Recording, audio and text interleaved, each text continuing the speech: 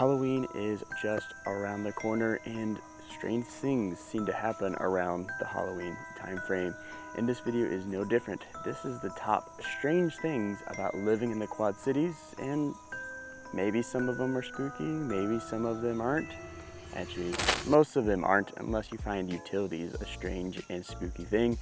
But we're gonna get into it, and we're gonna get into it right now. So what is the number one strange thing about living in the Quad Cities? This is coming from experience from people moving all over, and it's really down to HOAs. If you're moving to the Quad Cities and you're coming from like a Florida, it's gonna be very strange when you get here because HOAs are kind of a rare occurrence, to be quite honest with you. Yes, do we have them? Absolutely. But for the most part, most of the neighborhoods do not have HOAs, and some people love that fact and some people hate that fact. On the opposite side, not all HOAs are built the same.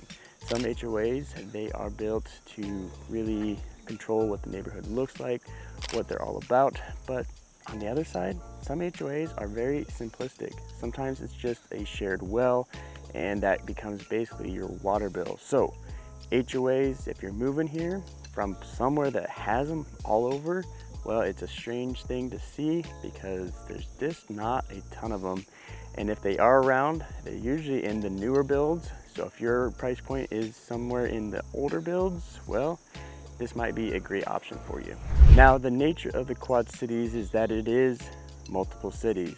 Obviously, there's the four main ones, but there's all sorts of different little ones all over. For example, you have places like Milan, Fort Byron, LeClaire, Eldridge, Bluegrass. They're all over the place, and the four main ones are Davenport, Moline, Rock Island, and Bettendorf. But the strange thing about all of the cities, and you really got to know this, is that all the utilities are handled slightly different. Sometimes it's the city that handles the water, sewer, gas, all of that.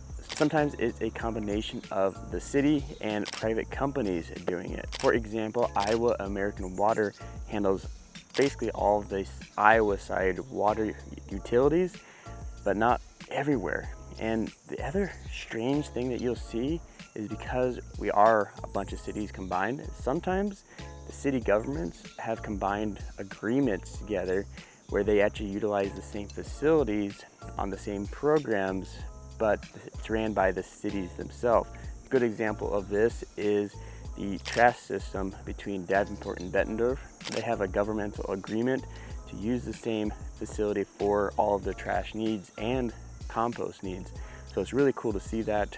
And the other part that's really cool about that is I'm a big gardener, and when it comes to compost, they have the best compost facility really around, and it's all because they have combined forces, share a lot of the cost of making a world-class facility when it comes to composting.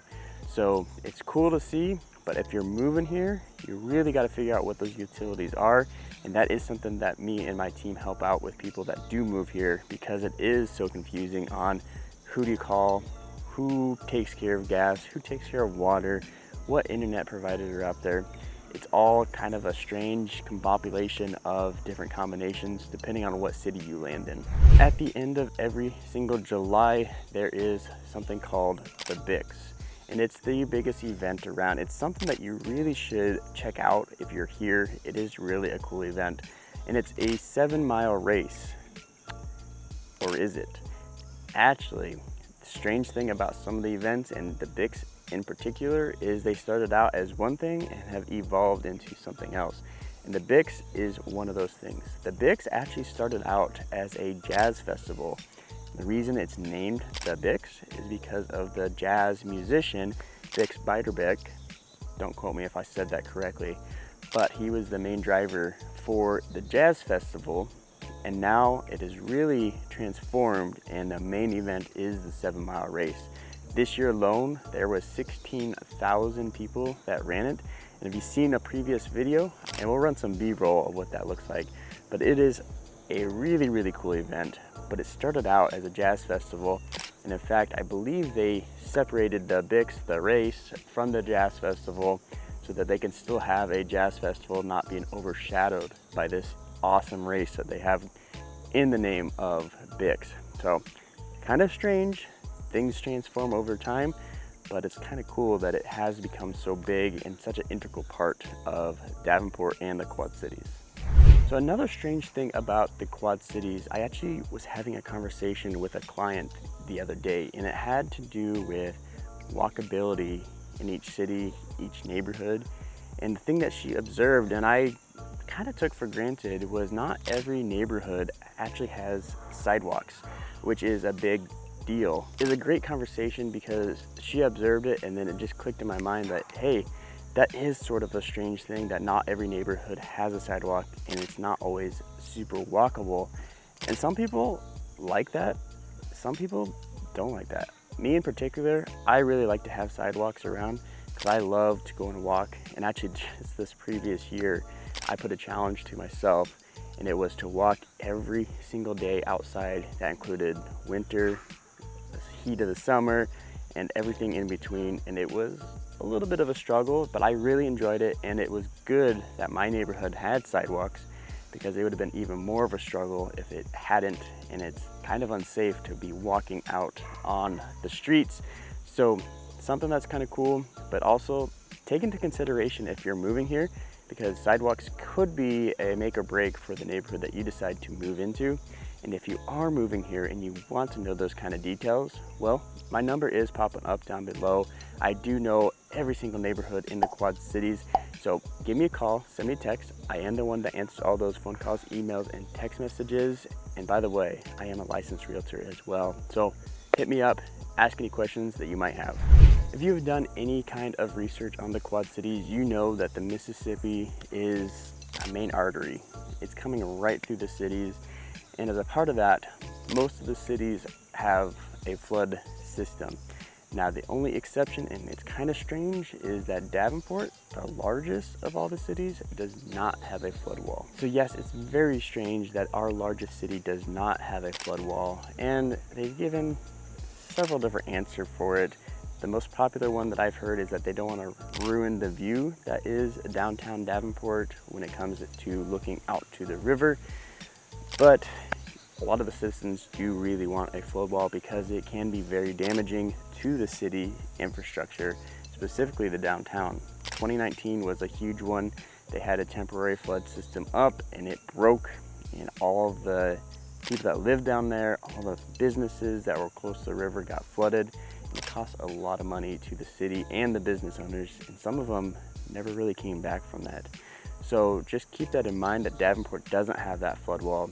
Now, they are in talks to make not a flood wall, but raise up the level of the dirt around the area that is next to the river. So maybe some of this will be mitigated, but it is a strange fact that Davenport, of all of the cities, is the only one that really doesn't have any flood protection when it comes to the Mississippi.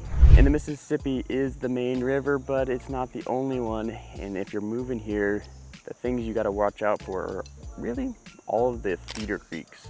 Those are usually the ones that are more dangerous to flooding in your house because they can swell a lot faster. The Mississippi is a big river, so it takes a lot more water to have it flood.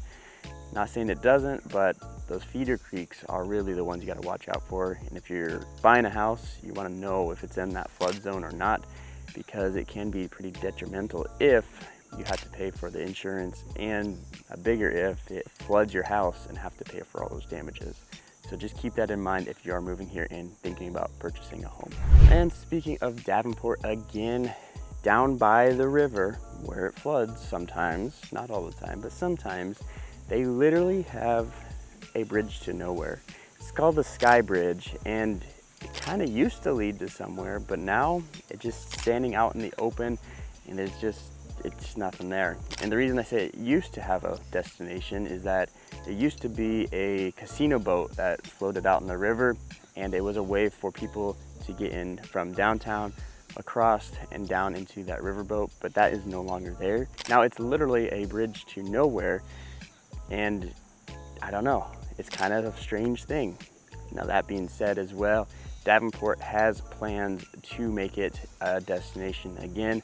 They have grants coming in to really up that landscape and not just make it a green, grassy area. They're gonna put in playscapes. boardwalks, all sorts of different things down there. So it's not going to be a bridge to nowhere anymore, but it is right now. And if you're here or you're visiting, it is kind of a strange structure to see just kind of hanging out there where it doesn't do a whole lot. Now that being said, we do have that bridge to nowhere, but we also have a ton of bridges that are useful. We have the I-280, we have the Arsenal Bridge, the Centennial Bridge, the I-74 bridge, and the I-80 bridge, and they're all very useful to get across the river into Illinois or Iowa, depending on which way you're coming from. All of which are great, but our newest pride and joy is the I-74 bridge. It just got built in the last couple of years. It is phenomenal compared to what our old I-74 bridge was like. That one, it was a neat structure, but it was a pain because the shoulder was only about that wide, and if you had a crash on that bridge, it was backed up for a long ways. So we're really happy to have the new I-74 bridge with its mini lanes, and also a side benefit is it has a pedestrian walkway that you can actually walk across the bridge. And I do fairly often, so highly like that. So it's not just the bridge to nowhere. We also have mini bridges that are super useful. Another strange thing that has been observed in the Quad Cities, or is perceived in the Quad Cities, is there's really not a lot to do. And the reason I say it's perceived that way is sometimes locals get on online forums or conversations on Facebook and say there's really nothing to do. And coming from an outside perspective, I actually would say the opposite. There is a lot to do here, especially if you're looking for it. If you're not looking for it, you don't have to do anything. And that's what I really like about the Quad Cities, is that there is a lot of stuff to do if you're wanting to go and do it. And this actually is also talked about with a client of mine that just moved here from Nashville, which Nashville, if you know anything about it, they have plenty to do. And they were a little bit apprehensive. They moved here because of military, and they were a little like, I don't know how much there's gonna be to do here. And I just had a conversation with them last week, and they were saying, we are absolutely surprised at how much there is. She said that she was surprised because, you know, they're used to like in Nashville or whatever, but she goes, every city seems to be competing on what they can bring in or have people come and do. So it's almost like a competition to see which city can bring in the most amount of entertainment. And it's cool for us citizens because we have all of these options all over, and it's not so much that it's stagnant or there's nothing to do. So coming from somebody that moved here himself and a client that came from Nashville, there is plenty to do, even though that stigma is saying that there is nothing to do. So it's really about your perspective and what you're willing to go out and try to find. So it is strange to have that stigma in the Quad Cities. Now, none of these strange things about the Quad Cities are scary or anything like that, but it is around Halloween, so I want to do something that is a little bit strange and off. But if you're moving here because you really want to be here, or a job transfer or whatever, I am here to help out. My number is popping up down below. Give me a call, send me a text, whatever you want to do, I'm here for you. Even if you just want to ask me a question. But if you want to see what the Quad Cities and or Davenport looks like, well, check out this video right here.